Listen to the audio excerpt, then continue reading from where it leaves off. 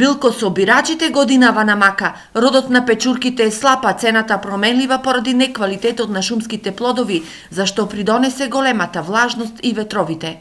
Продават габи, ама нема габи. Нема. Имаш сега врган, ама вргано го нема. Нема, слабо. Цели семејства по Малешевијата собират шумски плодови за да го подобрат семејниот буџет. Свежиот врган, доколку е квалитетен, се откупува по 100 денари за килограм.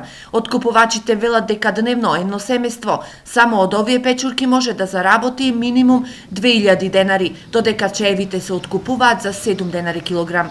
И од шумски плодови чај може да се живее сезонски, привремено. Сега у мај имаше една габа смрчек се вика. Она толку 15-20 дена собираме и толку. 500-700 денара килото. Таа е добра габа. Ами има некои други габи ефтини. Јас да ти кажам, цела недела 50 евро. Воведувањето ред во билкособирањето што го воведе лани државава со издавање дозволи им тежи на грбот на билкособирачите, но ги исплаши откупувачите кои се плашат од инспекции.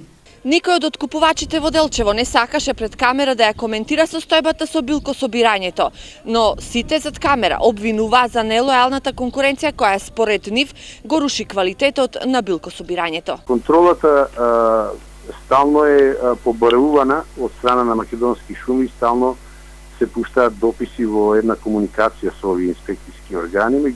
Откупувачите треба да и плаќаат на државата онолку колку што откупиле шумски плодови.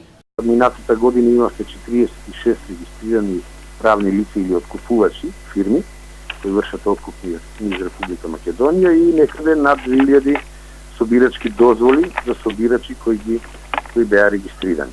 Очекуваме оваа година тој број да се зголеми. Инаку само лани над 2000 физички лица добиле дозволи од македонски шуми, кои чинат по 400 денари. Издавањето на годинешните дозволи е во тек.